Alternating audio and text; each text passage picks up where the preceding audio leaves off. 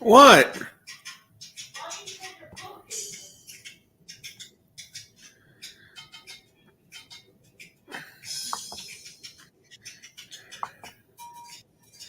Hello, everybody. Welcome to another episode of the Turning Heel Podcast. I'm your host, Eric, joined as always by my co-host, Mike.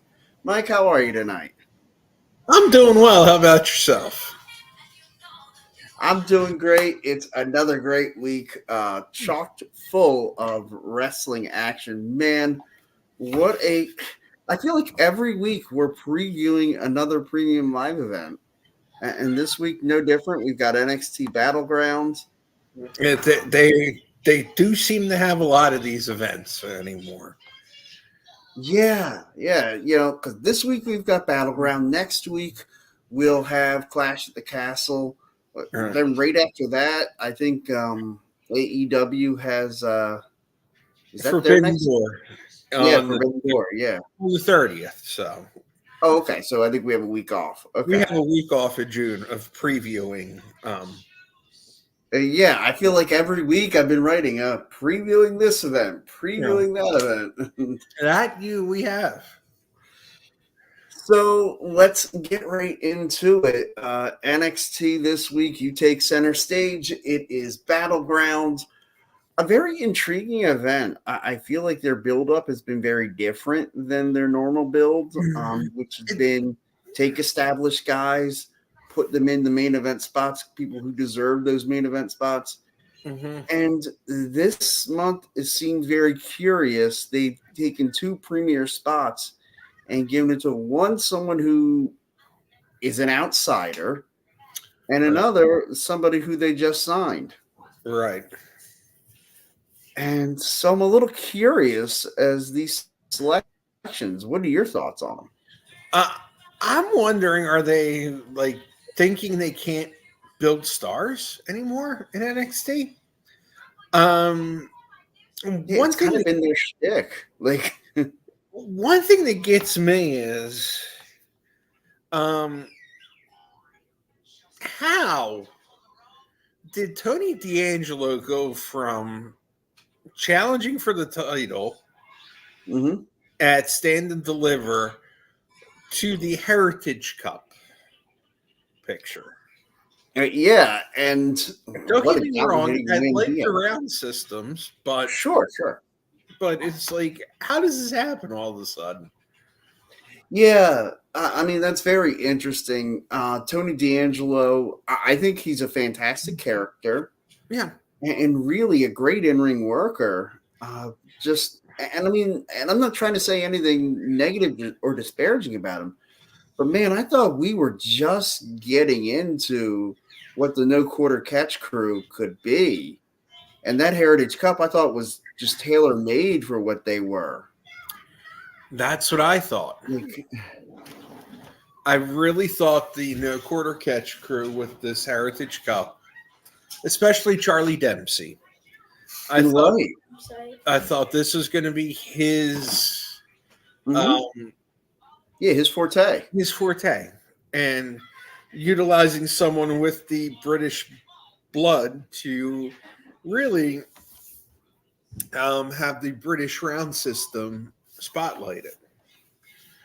Yeah, it's like they've just taken that British style and tried to adopt it to an American style. Right. But it's not what they do. In America, man, when I got introduced to it, one, I thought it was awesome. Right. But two, I thought, man, there aren't many American wrestlers who can really do that. Exactly. And I don't think Tony D'Angelo is really built for that style. Right. I mean, it worked in the short term. It worked on Tuesday night. I thought he had a great match. Yeah, he did against Damien Town. Yeah. So, and I'm hoping, that they looked at what do they call that? The quarter rules or the quarter catch clause. Right. And I'm really hoping that at least the family kind of institutes that a little bit and maybe even has, some of the other guys wrestle defending the Heritage Cup. Yeah, Stacks or... Yeah, or the lawyer. It adds a level of intrigue to the matches. It does. Much like I think the New Day, when like they, using the Freebird rules, back in the day with the Fabulous Freebirds won the tag titles, and any combination. I like that idea. Yeah, I think it's a brilliant concept. And if Joe Coffey wins, should they do that with the North American title in Gallus? See, while I like it, I don't want it to become normal. Normal, right. Yeah, and I feel like, if you start having two championships defended in that same manner like that. Now, I'm okay with having tag titles and a singles championship like the Heritage Cup and the tag titles being defended that way because they're two different championships. They're two different types of championships. Right. So I'd be okay with that. Like, I'd love to see Gallus win the NXT tag titles again and, bring in Joe Coffey to team maybe with his brother Mark or with Wolfgang. Right. I'd love to see any combination of those three as the tag champs. Yes. And like I said, interchange it. I think it would add a little bit, but it should be interesting to see what they're going to do with the NXT tag titles. Yeah. Right now, it's just Nathan Frazier and Axiom. It's just, hey, these are two guys who we don't seem like we're ready to call up to the main roster yet. Right. So let's just put some belts on them and see how they shine with them. Right.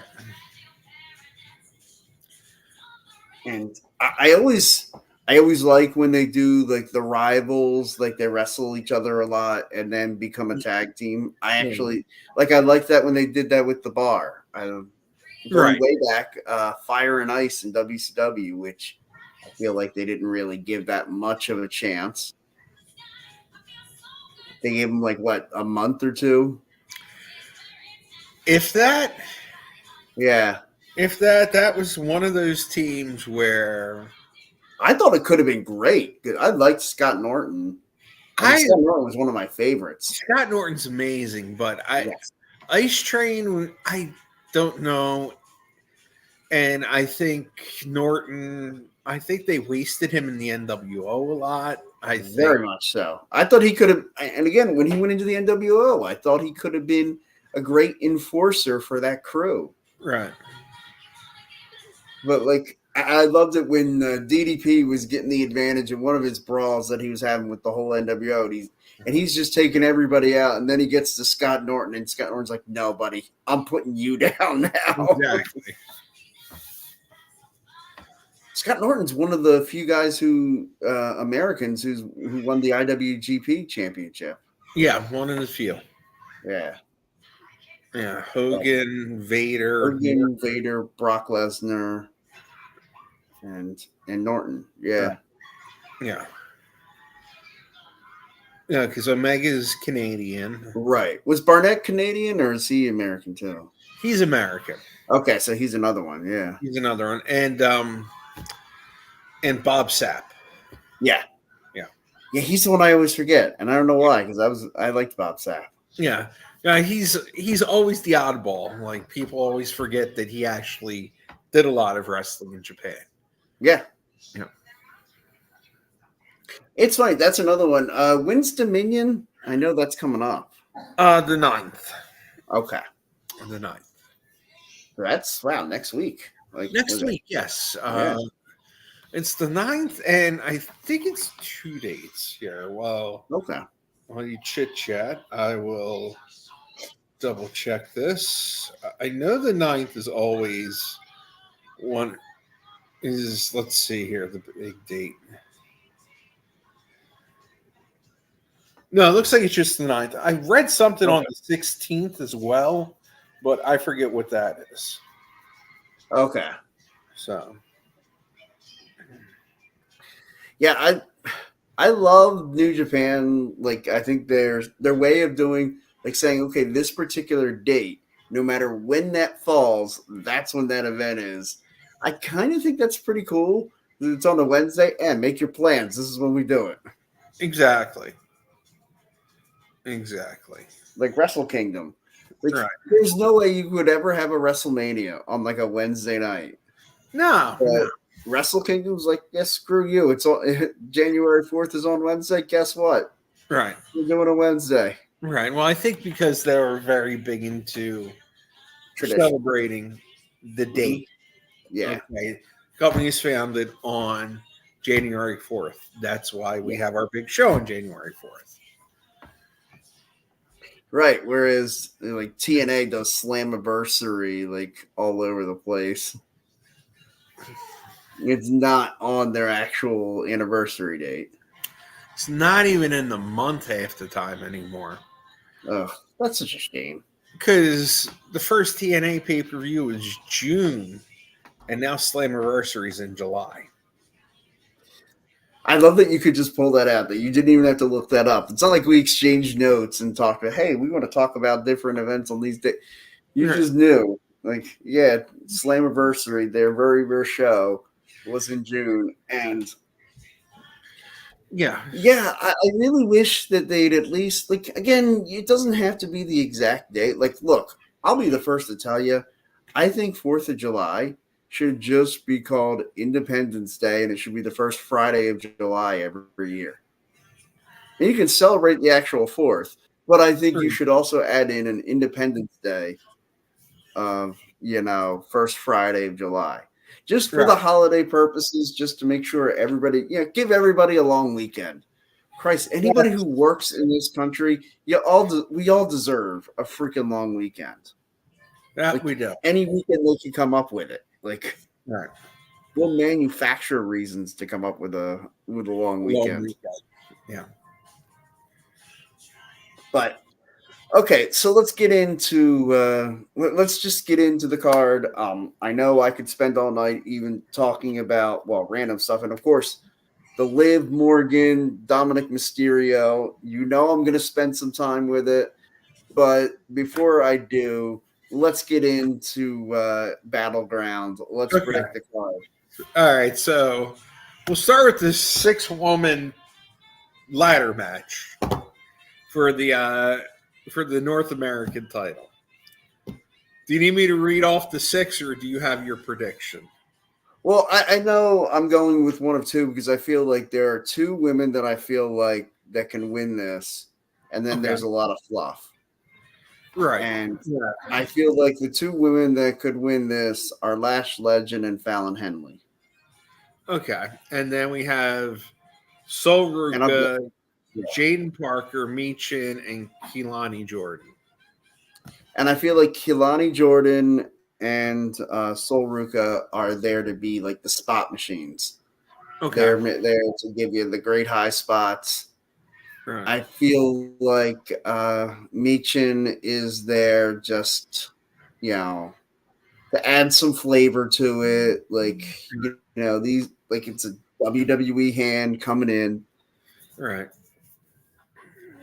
So I feel like it's got to be between, like I said, Lash Legend and Fallon Henley.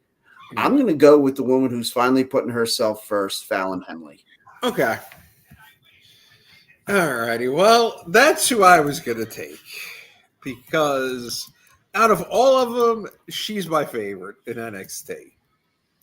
I've always liked her and Thea Hale, so I want to see Fallon win this and spark a Thea Hale, Fallon Henley, and maybe if we're lucky, wrap in JC Jane to get into the feud, and maybe we'll have a triple threat between the 3 of them one time. I think it'd be great. Yeah. So that's who I really hope wins. And let's be honest, is Fallon Henley your answer to my Liv Morgan? I think it might be Sol Ruka. But I'm not a huge fan of hers. I can't get behind her. I got to go with Fallon.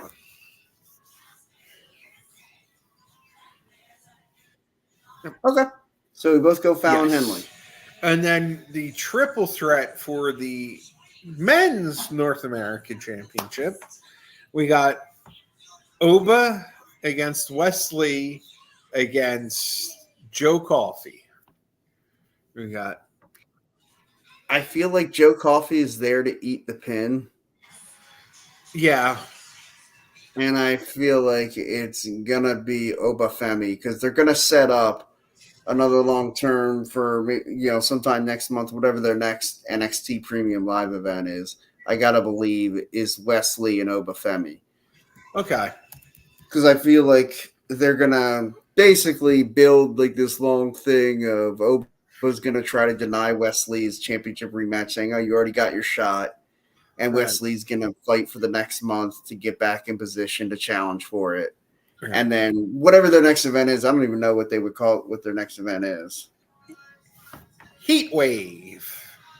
Maybe that. I mean, that's always been a big event. He's had Wesley's had some big matches on Heat Wave in the past, so that would be a great time for him to win the North American Championship. So yeah, Obafemi in the triple threat though. I'm going for Wesley in the triple threat because I'm going to go the opposite end. I'm going to say West Pinch Joe Coffey. Oba says I never lost my championship. This gives you the rematch, and then I think after that, I think Obafemi leaves the North American title picture and progresses to the main event of NXT, probably where he should be sooner than later. Agreed. Yes. I definitely agree with you that Obafemi should be in the main event. I'm still saying by the fall, Obafemi, maybe by Halloween Havoc. That's when you have Obafemi, Trick Williams for the NXT Championship. And I think that's when Obafemi wins the NXT Championship. I think maybe. Okay. So let's move on. I guess the tag titles. I'm reading off the list. Go off your list. Yeah. Why don't we do the underground match between Shayna and Lola? To me, this seems like the classic case of the WWE superstar coming in to put over the NXT superstar. And so I'm just going to stick with that trend. I'll go Lola Vice. Okay. And, this is a tough one for me. I can definitely see Lola winning, and I could see Shayna winning. It all depends, but I'm thinking maybe because it is NXT and it has been her domain for so many years, I'm going to go with the former champion, Shayna Baszler. Okay. Yeah.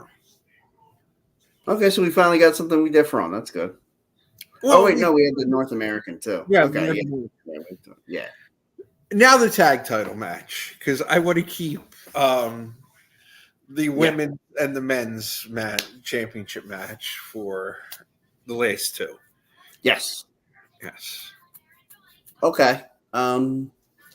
So again, I feel like I'm going to sound like a broken record. The WWE superstar, in this case, superstars, coming down to NXT to help put over the young NXT guys. And I think this is, Axiom and Nathan Frazier. I think they get the win over Gallows and Anderson. Okay. And hopefully Gallows and Anderson can go back to WWE, maybe help AJ Styles with his rivalry now with Cody Rhodes, and maybe they could just be the heel faction that they should be. That's what I'm hoping. I'm really hoping that happens. Now, where does that leave Meechin?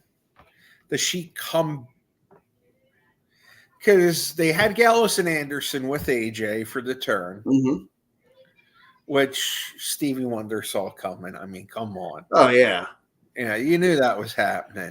Well, when you saw the distinct jacket, I'm like, oh, Mark Henry 2.0. Okay, Mark Henry all over. I said that watching with Denise and Sean on Friday. It's all it was Mark Henry turning on Cena. Yeah. But my thing is that it seems to me that there's more main roster stars on NXT than ever before. Yeah. and they've had the Final Testament make appearances. They're having the OC make appearances. So is it time to have a main roster NXT champion again? They did it for a while with Dom. So Sure. And with Becky Lynch. Yeah. And with Becky. So I'm going to go Good Brothers. And Okay. I'm hoping we could see the NXT tag titles on SmackDown in the future. I kind of like when that happens. I mean, that'd be pretty cool. Yeah. Okay. So now let's, I guess, get to women's title match next. Let's do the women's match. All right. Okay. So Jordan Grace gonna challenge Roxanne Perez for the NXT Women's Championship. This is something. I want to see Jordan Grace win.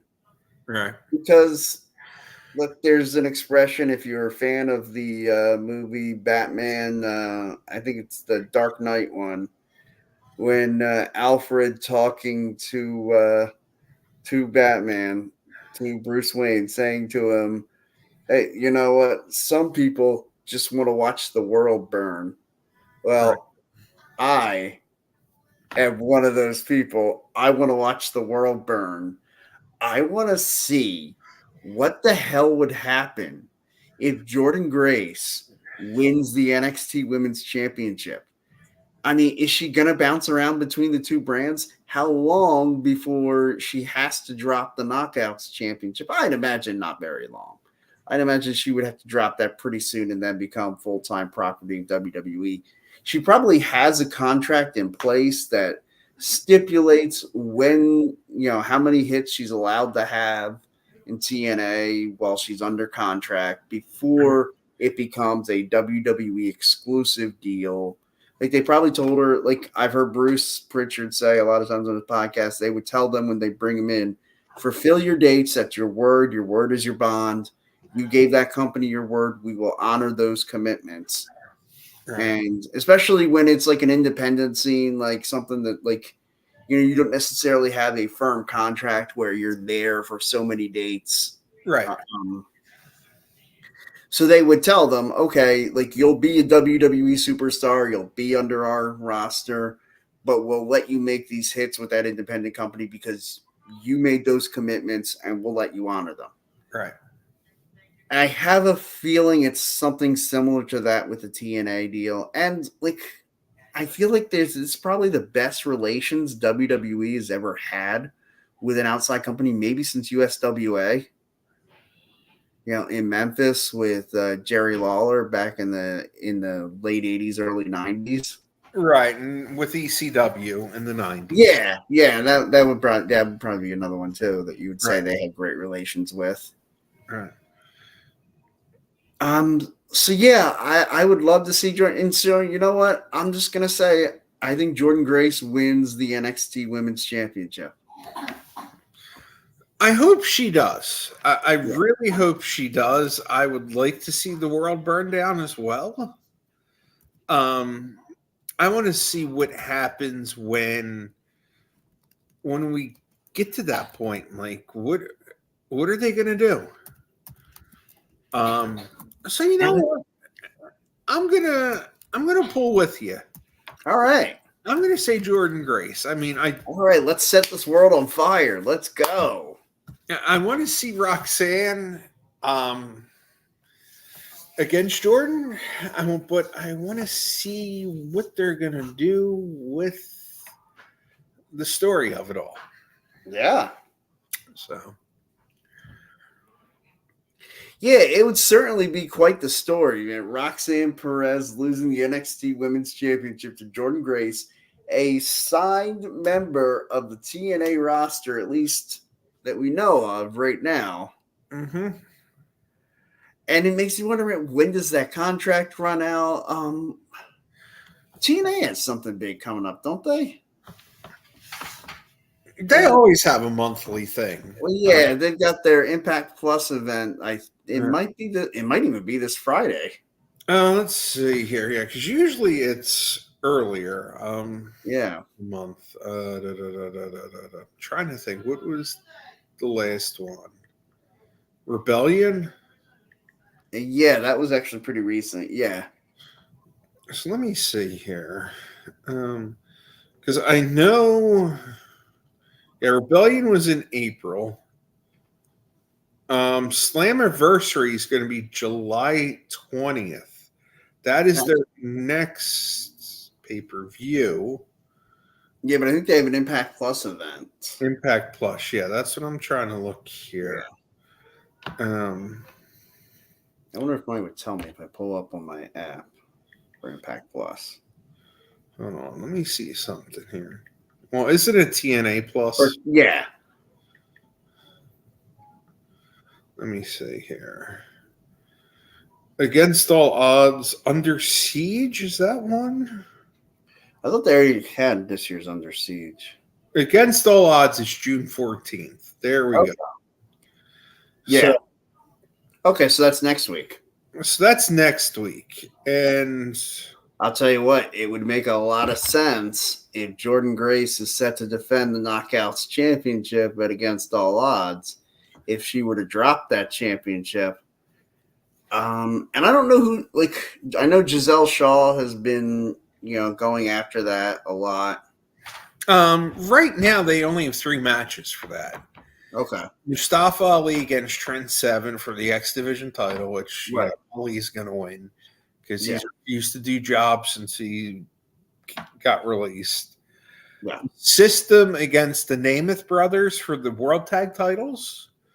And then Moose versus Broken Matt Hardy for the world title. Yeah. That's going to be an interesting show. That it shall be. Yeah, I really don't know where they could go with that. Neither do I. And that will be on the 14th, so next week. Okay. So now we have to predict, will this be the main event, or will Jordan Grace, Roxanne Perez be the main event? We don't know. Right. The just randomly announced on Tuesday before the event, Trick Williams, Ethan Page for the title. Yeah. I think Trick Williams retains. Okay. I guess I kind of spoiled that a little earlier when I said I believe that eventually we're going to have Oba Femi challenging Trick Williams for the NXT Championship at Halloween Havoc. Yeah, we have a long ways to go before we get there. Right. And I do think Trick Williams retains against Ethan Page. I wouldn't be surprised if it were, like, say, a double count out, like some kind of chicanery, Yeah, and to set up, the build for another bigger match down the road, maybe at Heatwave. Right. So, yeah, I'll go Trick. Okay. I'm going Ethan Page. Okay. I am going for the pompous, arrogant one to win on his first match. Trying to base, because let's face it, NXT doesn't get the audience that Raw or SmackDown does. No. So a lot of people who watch NXT are more or less wrestling nerds like us, who also watch AEW, and they know Ethan Page. And also watch Ring of Honor. Mm-hmm. And then this would be another little dig to say, hey, we got one of your guys and we put a title on him, even though you've got 75 titles and refuse to put one on them. I mean, my God, they hand out championships like they hand out candy on Halloween, but Ethan Page couldn't buy a freaking championship in AEW. He comes to WWE, first night in, NXT champion. Congratulations, all ego Ethan Page. Did you like that little, I don't know if you saw the promo that Ethan Page cut on Trick Williams, where basically he talked about, when I saw you, when I was watching you, you were playing second fiddle to Carmelo Hayes. And I know a little something about playing second fiddle to somebody. And I thought, ooh, there's a dig. I would love to see. We were talking about it last week. We talked about it already tonight. Some great, great dealings with TNA and WWE. Could Josh Alexander play a role in Ethan Page becoming NXT champion? The North? The North is reborn. That would be something. If somehow Josh Alexander helped Ethan Page win the title, I would have to text or call you to make sure you didn't have a heart attack while it happened. Oh, I will be flipping out. Normally, man, with these events on Sunday night, I don't usually stay up and watch it all the way to the end. Right. I usually watch about 2 hours or so. I'll watch probably till 9:30, 10 o'clock, then go to bed. And I'd watch the rest on Monday. If I know that match is the main event, and I really think there's a chance that Josh Alexander debuts on that show, I'm gonna have to stay up and watch it. And Monday dragging be damned, I will have to watch. Scanner, here you go. Here, take your stuff. I didn't even pay yet. Just get out of here, man. I don't care. I don't care. I think the contractors would love me. I think they would. Would. Hey, look, and I mean, any of those contractors, they know when it gets to Friday, they also love me too. Because by Friday, it's like, dude, I don't care anymore. I'm done. I'm out of here. Go to the weekend. Yeah, Friday at 1:15, you're like, I got 1 hour. I got it. I just got to get out. Yeah, I just got to power through one last hour. Yeah. That's always the longest damn hour of the week, too. I had to catch her right in mid-gulp. That you did. No, that is true with that. And last week, I was supposed to leave Saturday early. I got another chicken delivery. It's just we're supposed to be done, and there's another delivery that comes in. Of course. Of course. It was only 3 skids, though, so it took well, that's not bad. No. So, okay. I guess we've got a little bit of time left, so I can get into what I've been wanting to talk about. And I know I can tell by the expression you're really looking forward to this. I absolutely I know a lot of people are probably thinking, Eric, everybody assumes that I have a massive crush on Liv Morgan. And sure, I think she's fantastic. She's a wonderful competitor, beautiful young lady. Whatever. I absolutely love this storyline with her basically being like, I'm taking everything from Rhea Ripley, including Dominic Mysterio. And that was fantastic on Monday. The whole little reaching behind and yanking on his freaking mullet. And I love how everybody was freaking out about that. Oh, Dominic loves it. Of course Dominic loves it. All right. Of course. Of course he did. I mean, I love the graphics on Facebook. The custody ladder match. And you have Ray, and Eddie. And now you have Liv, Dom, and Rhea. I love it. I absolutely love it. Yeah, I know. It's one of those things she's trying to get everything of Rhea's. However, sure. Is she really going to be able to get into the Judgment Day? Is the question. Does she use Dom to get in? Yeah, that's the thing. She's going to take Rhea's spot in the Judgment Day. Mm-hmm. Or will they just... I mean, she saved Dominic from the beatdown from Strowman. That she did. So it'll be interesting to see how they progress this feud. It would be a great thing to do? is what if she showed up at Clash at the Castle and she screwed over Drew McIntyre to make sure that Damian Priest kept the world title?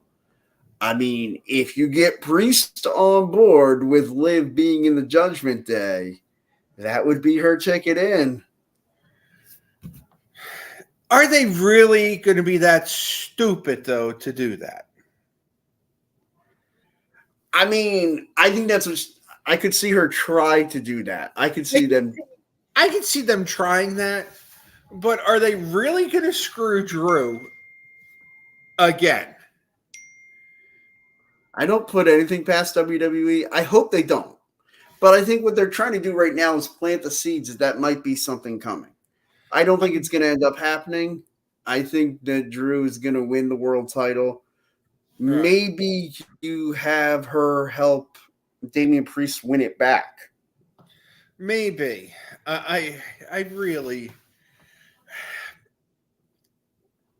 I don't know, though.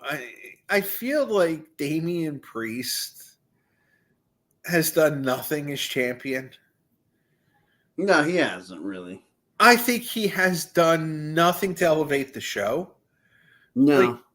Like when you are the world champion, I think you need to be a focal point of that show. And I can't tell you one episode of Raw that Damian Priest has been a focal point. Exactly. It's been like... And people can mock me and make fun of the fact that how much of a Liv Morgan fan I am. But Liv Morgan has been the focal point of like 3 or 4 more Monday Night Raws than Damian Priest has. Your world champion. Exactly. And Sami Zayn, Chad Gable seems to be the hottest feud in WWE. Yeah. On Raw right now. Yeah. I think Liv is really the Liv Dom storyline they have, but like, who do they have to challenge Liv right now? It's kind of an empty pond on her. Lyra, I guess, but like, is she even next? I mean, is she really in a great spot to challenge Liv? Like, I guess it's going to have to be Io Sky. I suppose. I think they're going to have to rely on Io to help elevate that title picture because it's bad. Oh, it's worse than bad. This is like that belt doesn't mean a damn thing right now. It means nothing right now, and it's kind of a shame. Yeah, and it's a shame for Liv Morgan, who I think is trying to do what she can to elevate it. This is a case where without a challenger to help, like, what's Batman without the Joker? Exactly. What's Superman without Lex Luthor? Like, right. And I think we're seeing just how shallow the women's division is on Raw. And this, again, I know I'm going to sound like a broken record. This is why have one WWE Women's World Champion. Let it go across every brand or go across Raw and SmackDown. All right. Like, I feel like it should be one WWE champion, one women's champion. Like, you can have both undercard champions, and then just one tag team champion. Let even if you want to keep separate brands, okay, right. But let all the champions go to each brand. Okay. Which I know you've said that multiple times. Yeah. Yeah. Because it seems like kind of like my weekly soapbox thing. It really is. It seems like the only part of the draft you like is the actual time which they draft the rosters. Yes, that part I actually enjoyed. The rest of it is just total garbage. And then after that, it's like, I cannot be dealing with this for the whole year. I had to spend 6 months actually trying to remember, wait, hold on, who's on what show? Right. Now, see, what I think they should do is really, let's face it, you're done with the pay-per-views. They're now premium live events. Yeah. Mm-hmm. So why don't we go back to when the draft actually meant something and have, keep the big five co-branded for the PLEs. But why not have on the other Raw exclusive and a SmackDown exclusive? Yeah. Do the other 7 months. Everyone's watching it on Peacock or WWE Network if you're an international fan, which you are. If somehow you found the show in England, thank you, or Canada, thank you. But here the actual WWE Network is going away. It's going to be part of another Netflix. So I think that if with all these streaming services and all, maybe they should do for 7 months of the year, one Raw and one SmackDown PLE. And then I think it'd be great. For the other 5, do your big 5. Yeah. You know what? Screw it. Bring back the King of the Ring and the Queen of the Ring. Make it somewhere besides Saudi Arabia where people actually care about it. And seriously. Have those 6 events co-branded and then have the other ones do every other month. And I'd be fine with that. Yeah, Money in the Bank is the one that is the additional to make it the big 6, I suppose. Right. Well, right now Nick Khan says the big 5 when he's talking. I'm saying add King of the Ring into that. Yeah, and then you can have let's say February you could do Elimination Chamber for one show and Fastlane for the other. Sure. I mean, and I'll always say that like December there should be Starrcade. There should be. You could make Starrcade and Armageddon because I know they don't like to do the gimmick pay-per-views or premium live events, with the exception of Survivor Series and Royal Rumble, and I guess now, and King and Queen of the Ring and Money in the Bank. But my point being, they don't like to just have to have like the Hell in the Cell, the TLC, like they don't want to have those. Right. So that makes sense to me because I feel like you're just trying to manufacture a rivalry to fit into that story. That you are.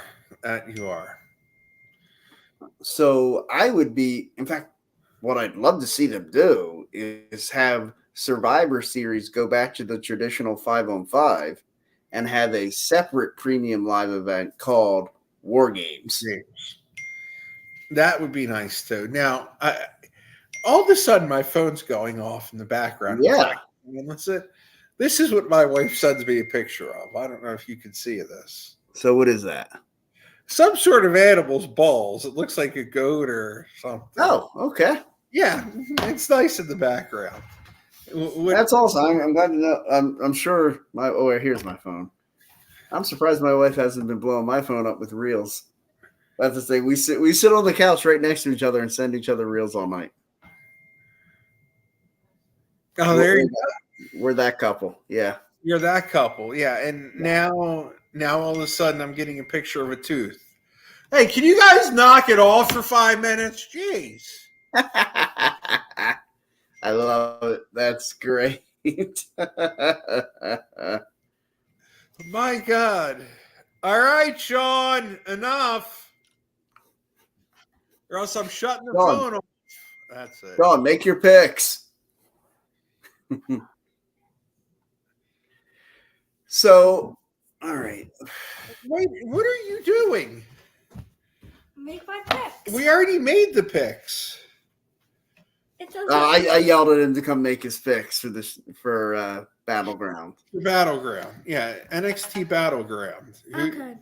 Who do you want? First match, who's in it? Hold on, let me bring that lineup back up. Yeah, what did we go? The North American women's North American Championship match. Yeah, it's the women's match. You watched NXT last night. think it's gonna be Soul. Okay, so we got Soul. Okay. Then you got Obafemi versus Wesley versus Joe Coffey. Wesley. Okay. Shayna Baszler versus Lola Vice. Shayna. Okay. And then we have the Good Brothers versus Axiom and Nathan Frazier for the tag titles. Wait, where? Right here. Axiom and Nathan Frazier against Gallows and Anderson. They're the tag champions, right? Right. Then they're going to be tagged. Okay. Jordan Grace against Roxanne Perez. Roxanne. Okay. And then Ethan Page against Trick Williams. Wait, Jordan Grace is the one from TNA, right? Right. Yeah. This is tough now. It's very tough. Mhm. Denise! Do we know how long Jordan's going to stay in the company? No, we don't.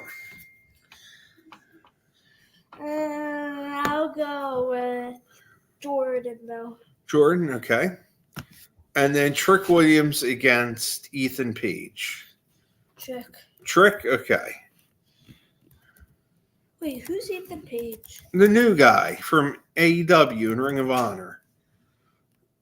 How about Sean Spears? Sean Spears is not in the title picture right now. So, something tells me he might get himself in some chicanery. Oh, I could certainly see that. I can too.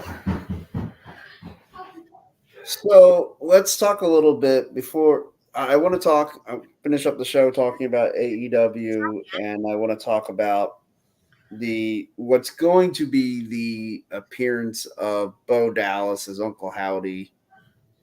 That's coming at some point. Right. I would imagine at Clash of the Castle. I think it's the Monday after. You think it's the Monday after? I think so. Okay. Yeah. So if you had to pick who would be in his, does he count as one of the six, or is it him and six others, do you think? I don't know. I've seen all these rumors and right. And I don't know how I feel about it. But I guess what everyone's rumoring is Eric Rowan, Dexter Lumis, Joe Gacy, Nikki Cross, Alexa Bliss. Yeah. And I guess Howdy's the sixth. I don't know how I feel. I kind of feel like if they wanted to bring Uncle Howdy back, then that's fine.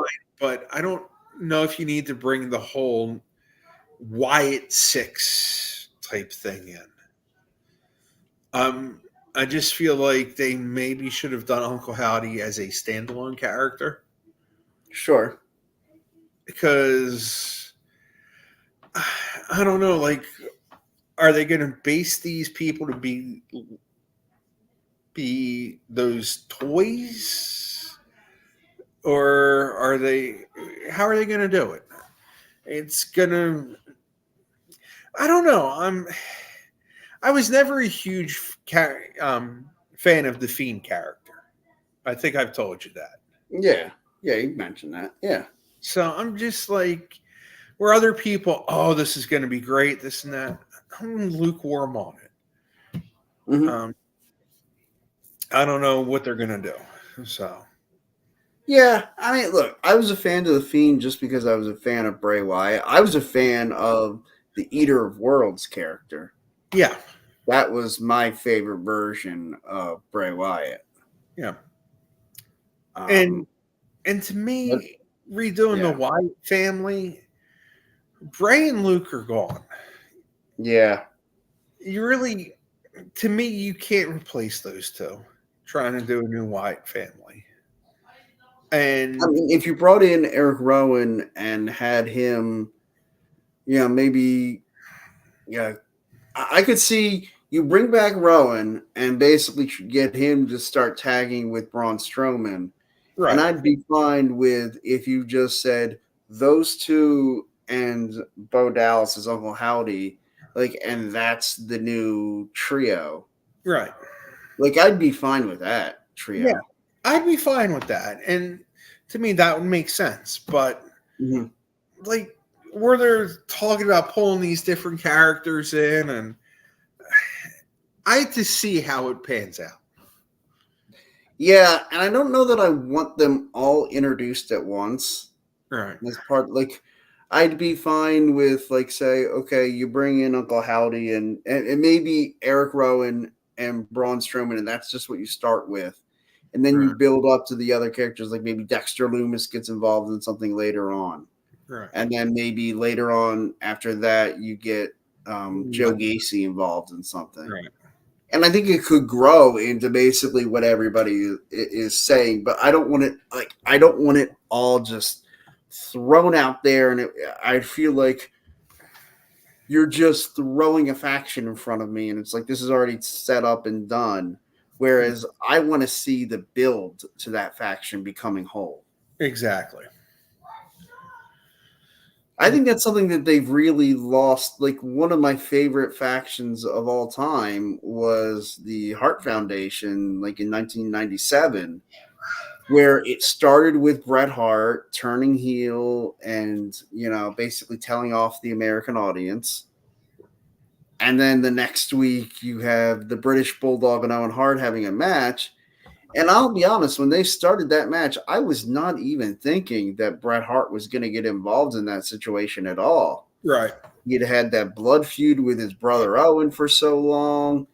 Right. And him and Davey had a couple great matches, whether it be for the Intercontinental or the WWF title. So I wasn't really even thinking about that being a possibility. And then Bret Hart brings them both together. So that's what I want to see them do. I think that art is really lost now in the audience.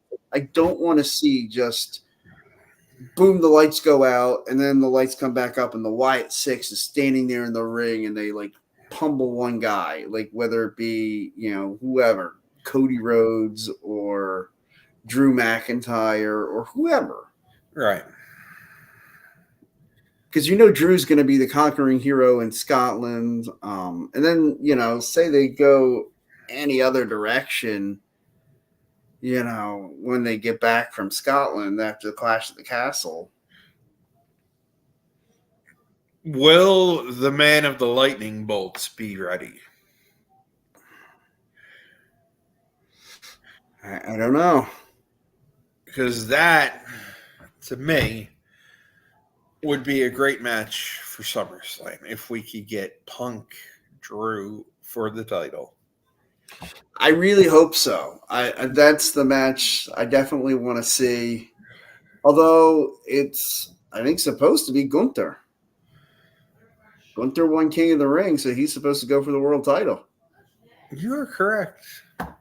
I forgot. See, I forgot Gunther and Nia get the shots at SummerSlam. Mm-hmm. So Gunther, now, what would be awesome? Nipples off of somebody. Yeah. What would be awesome is if, say, in the build-up to SummerSlam, instead of Gunther going after the world title, Gunther shows up on SmackDown and challenges Cody Rhodes and says he wants to use his victory at King of the Ring to cash in on the WWE Universal Champion or the undisputed WWE Champion. Right. We don't, if he shows up and goes, "I'm the undisputed king, you're the undisputed champion, I will challenge you for the WWE Championship." I don't think we're going to get that. I don't think so either. A man can dream, but I don't think we're going to get that. Yeah. Well, to me, that's how you get, we can have Punk and Drew at SummerSlam and Gunther and Cody. Right. Because Gunther, I think, needs to have the title for Bash in Berlin. And I think he will win it. At SummerSlam. Yeah, and then retain at Bash at Berlin. Right. Because I would love to see Punk and Drew McIntyre. Maybe Punk shows up again at no, because I know we've been saying we want to let Drew win the world title there, and Drew Maybe keeps. he shows up and ruins the surprise, but Maybe I think Drew wins, and then maybe he shows up, and then that could really create a fascinating dynamic because that way you'll have Drew's the face, Punk is the heel. We're so used to Punk being the face, Drew being the heel. Well, in Scotland he would be. Then what if he showed up? That would be hilarious. Yes. Now, what I think would be great is if he were cleared, and I have no idea what his timetable's like. If you had Punk and Drew for the world title, we've been talking about how Money in the Bank is now the fifth of the big five. Uh-huh. What if they wanted some star power going into Toronto? CM Punk versus Drew McIntyre for the World Heavyweight Championship. And that's enough to get someone excited in Toronto, let me tell you. Well, it doesn't take much. No, it doesn't. It doesn't. I mean, try to convince them that their hockey team's going to be good. Stop that talk about the Maple Leafs. I don't want to hear my Canadian part of my family get all pissed off. What's that about? What's that about? Hockey, eh? The Leafs will choke every year in the first round. They go against the Bruins. It's going to go to 6 or 7, and they're going to lose. It happens every year in the first round. It really is as much as I hate all things Boston sports, the Toronto Maple Leafs and Boston Bruins, that always entertains me. It does. It just every year, every Maple Leafs fan is convinced they're going to win the cup, and every year they go against Boston in the first round, and every year they're gone in 6 or 7. It happens every year. It's been a bad run for that division. Because you always get Florida sneaks in and wins the division. And now Florida's in the Stanley Cup Finals. That hockey powerhouse, the Florida Panthers, are in the Stanley Cup Finals against the Edmonton Oilers. The Edmonton Oilers trying to do something no Canadian team has done since 1993. I'm hoping they win it. I do too. I really am rooting for Edmonton. I'm really hoping they win it. Now, the funny thing is, Edmonton finally this year has set the record. Yeah. They have 7 Campbell Conference trophies. They broke a 3-way tie with 6. So yeah, I'm looking forward to that. I'll be watching Saturday night. I'll have my Labatt's Blue, and I will be drinking Canadian beer watching the Edmonton Oilers and the Florida Panthers. I will have my Oilers jersey on in all likelihood. Nice. Yes. Well, the door's always open. You can come down and we can hang out and watch the game. There we go. All right, everybody, thank you so much for going on, for coming with us down that rabbit hole as we talk some hockey, which to me is always a good time. It is. It really is. But great time here talking wrestling with you again tonight. Can't wait to see what Battleground brings us on Sunday. And, looking forward to this week. When we get off, I'll probably put on Dynamite. I can maybe start from the beginning, and we'll see. Well, TV will let me. Me and Hulu are fighting these days. It happens. Yeah. But I'll definitely be watching. I'm curious to hear MJF and his first address in the crowd. I imagine it'll be something, wah. This reminds me of when the kids threw quarters at me and called me and said, pick 'em up, Jew boy. Right. Which, apparently going on anti-Semitic rants is a big deal in AEW. That's the hot buzz thing to do, I guess. I guess so. I'm wondering, will we get an appearance from Adam Cole, who seems to be finally cleared? Right. I'm hoping what this is all setting up for is Adam Cole, MJF one-on-one in All In. Right. That's what I'm hoping for. Yeah. But we will have to wait and see. Let me see here. I'm trying to see if they've announced anything else for Forbidden Door while they've been on for an hour. Let me see here. Oh, we do have.